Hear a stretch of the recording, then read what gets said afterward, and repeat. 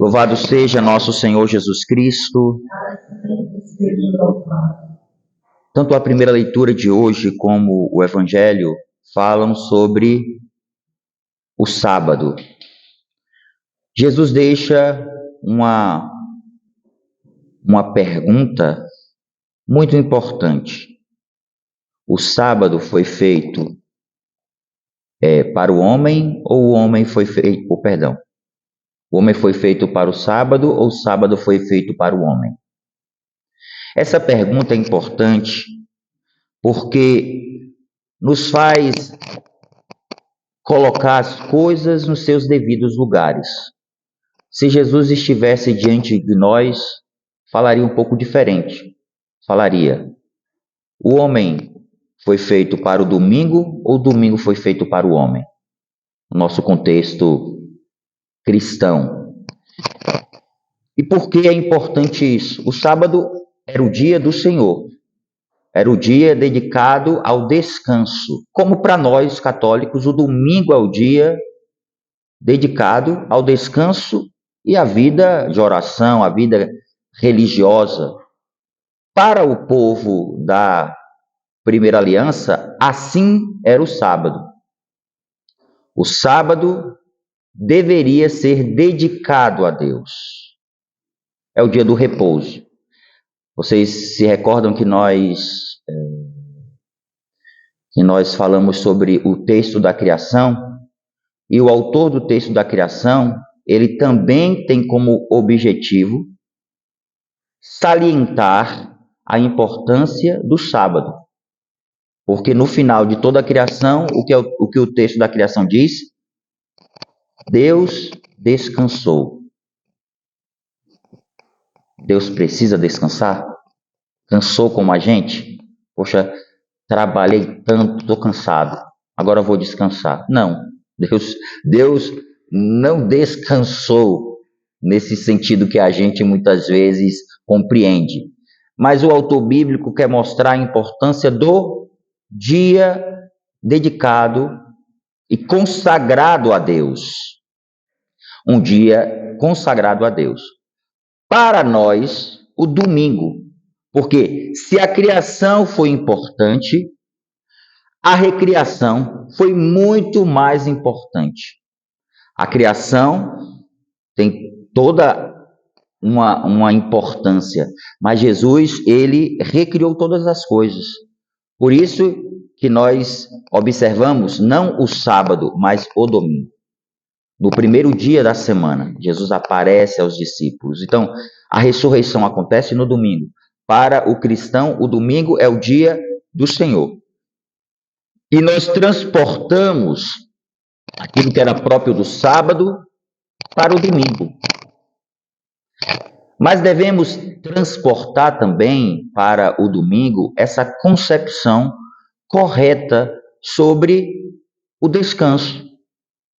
O descanso ele é muito necessário. Você trabalha a semana inteira, é importante você descansar. Principalmente nos tempos,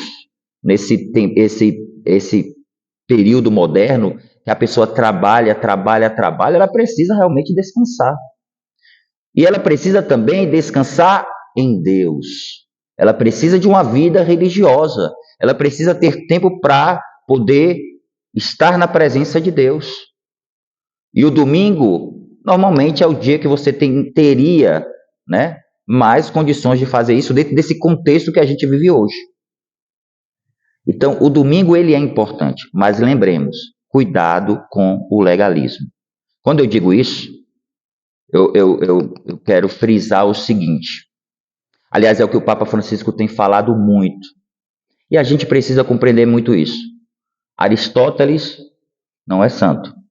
Mas aqui eu vou falar sobre Aristóteles. Aristóteles disse que a virtude está onde? No meio. A virtude não está nas extremidades. A virtude está no meio. As extremidades podem nos levar a atitudes que não são condizentes com a nossa vida. O legalismo que Jesus... A lei ela é necessária. Dou um exemplo muito prático. Agora, esses dias, está vindo aqui em São Paulo. Eu fui batizado no trânsito de São Paulo. batizado no trânsito de São Paulo. O primeiro trauma que eu tive em São Paulo foi o trauma. Eu me deslocando de um determinado lugar para, para a casa do Ricardo e da Léo, a distância normal eram 20 minutos. Eu fiquei 2 horas e meia dentro de um Uber, em 20 minutos. E aí, interessante que vejam a importância da lei. A lei é necessária. Vejam a importância da lei. A gente depois percebeu que o nosso lado começou a fluir, o outro começou a parar. Né? E o outro que estava fluindo, né? Começou a... E o que aconteceu? Um motociclista estava lá na frente, porque não tinha o órgão responsável. Ele estava começando a o quê? Porque começou a entrar carro, moto, tudo ao mesmo tempo. E aí ele desceu da moto dele, a moto dele estava lá estacionada, e ele começou a fazer o papel do órgão. E a coisa começou a fluir. Ou seja, a anarquia faz com que a gente fique totalmente travado na nossa vida e na vida em sociedade. Imaginemos uma sociedade anárquica. Tem uns idiotas por aí falando de o termo anarcocapitalismo. Pelo amor de Deus. Gente, a gente vive em sociedade. Sociedade não é você sozinho, não. Sociedade é um agrupamento de pessoas. E o agrupamento de pessoas requer leis que ajudem a nortear a sociedade. Leis que ajudem. A lei ajuda, não resolve o problema. Jesus mesmo, o tempo inteiro está falando aqui que, olha, é importante observar a lei. Pense você no domingo. O seu pai adoeceu, está no hospital, e você não teve como ir para a missa. É mais ou menos aqui o que Jesus está querendo dizer. Você vai ficar numa neura porque você não conseguiu ir para a missa, sendo que você está ali cuidando do seu pai no hospital. A lei serve para nos conduzir. A lei nos ajuda, quando vivida corretamente, nos ajuda a ir na direção de Deus. Mas, claro, lei sem graça não resolve nada. A lei apenas vai mostrar para nós um caminho, mas ela vai nos salvar? Não. Quem salva é a graça. Por isso que Jesus ficou o tempo inteiro batendo. E Jesus, no evangelho de hoje, viu a dureza do coração daquele povo. Como olha muitas vezes a dureza do nosso coração. Jesus realiza uma cura no dia de sábado. E Jesus fica triste porque aqueles homens estavam muito mais preocupados com a lei do que com a cura daquele homem, da mão seca daquele homem.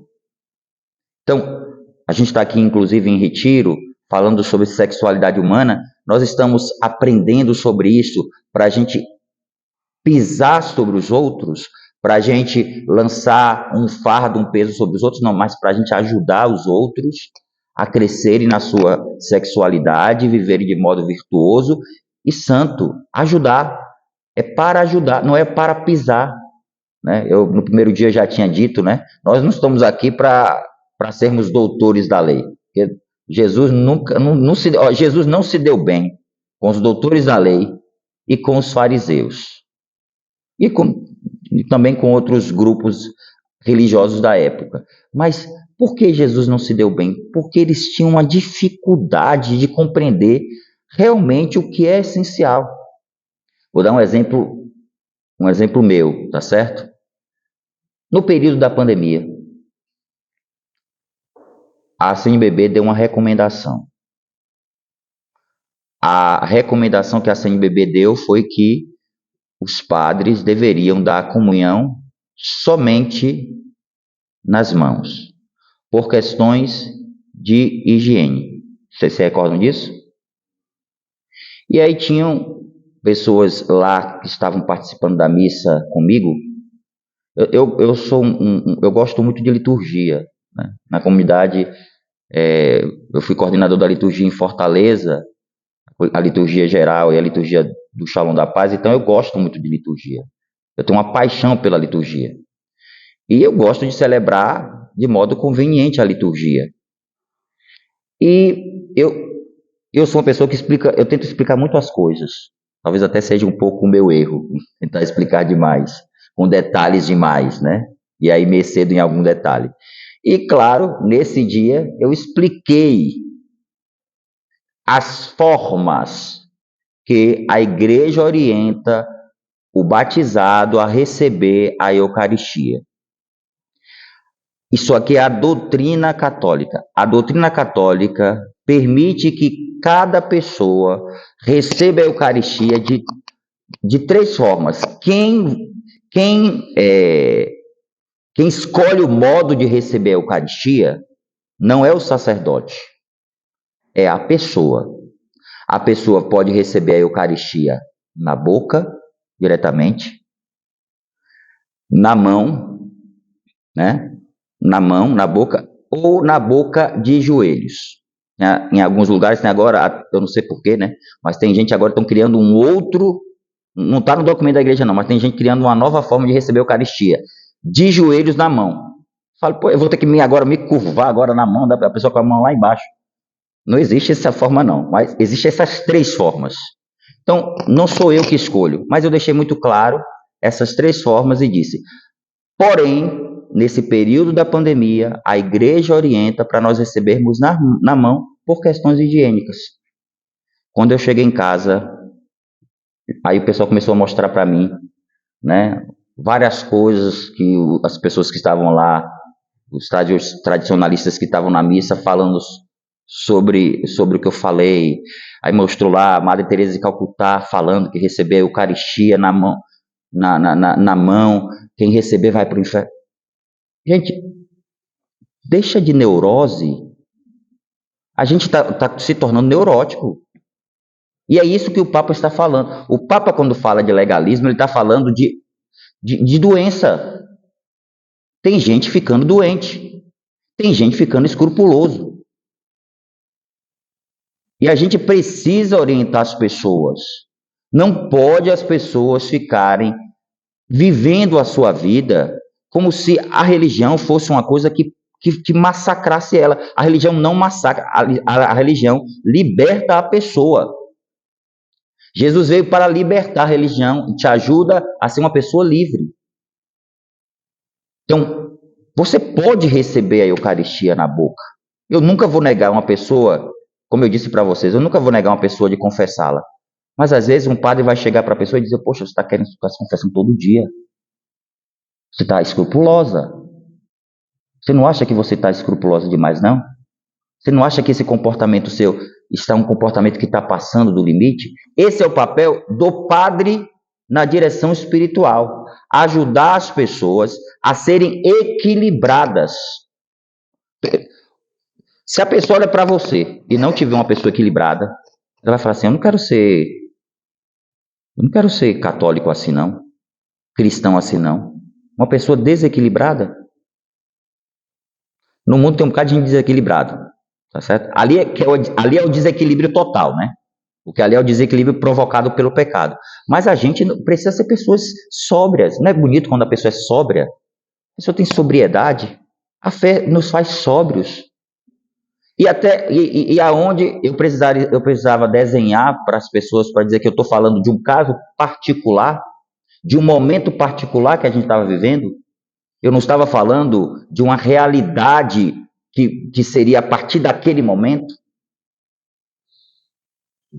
Eu pergunto uma coisa. E você tem que se questionar mesmo. No início do cristianismo, os apóstolos recebiam a comunhão na boca? Não. Não recebiam a comunhão na boca. A doutrina foi avançando e foi se vendo a importância de receber. por valores, por um valor mesmo, receber a Eucaristia, ter a dignidade, a atenção devida à Eucaristia, de não deixar com que os fragmentos caíssem, por isso na boca, mas entendamos uma coisa, são regras, são leis para nos ajudar a viver, não para nos massacrar. Você já pensou uma comunhão na boca no Vaticano?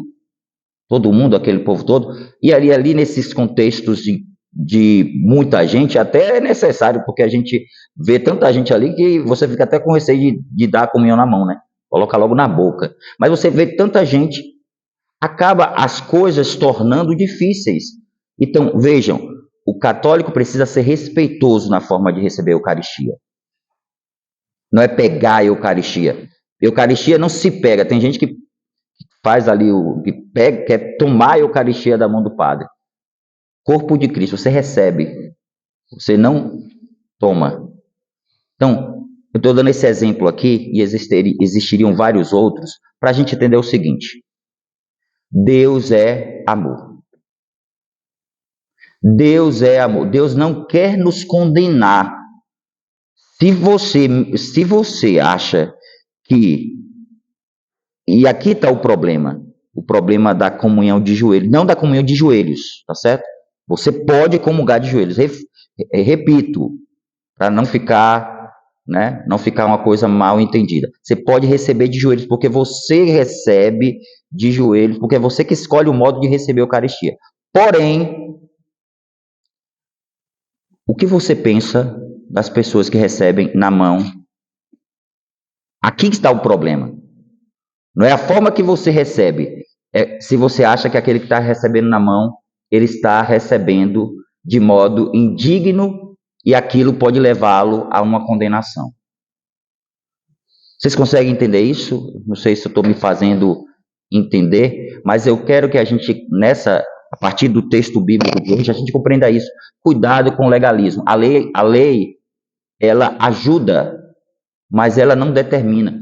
Entender que conversão não é comportamento, a gente está falando o tempo inteiro, conversão não é comportamento. Comportamento, claro, a virtude vai gerar um comportamento habitual, mas entendamos, às vezes as pessoas, elas acham que o comportamento é conversão. Tem muita gente que não está convertida, mas está se comportando como tal. Aí acontece uma coisa, a pessoa sai da igreja. Quando eu vejo um católico falando mal do Papa Francisco, e o que não falta hoje é católico falando mal do Papa Francisco. Esses dias o Papa Francisco tem falado coisas maravilhosas, mas que ele fala sempre, mas a mídia, ela faz aqueles recortes, né? A mídia, ela é aquela história, né? Existe o Concílio Vaticano II que aconteceu, e o Concílio Vaticano II que é, muitas vezes, por aí, dito, conversado.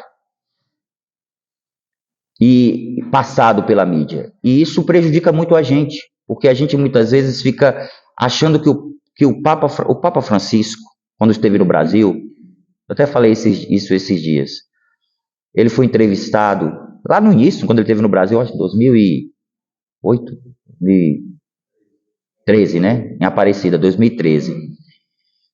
E ele foi entrevistado.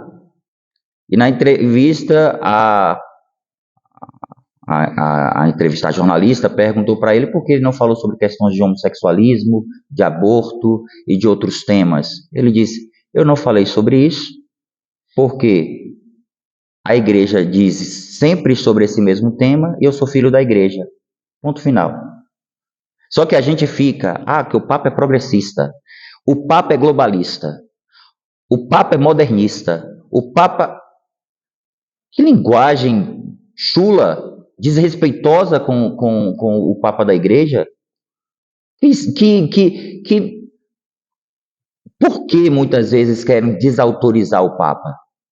O Papa é aquela pedra visível aqui, que nos une como católicos.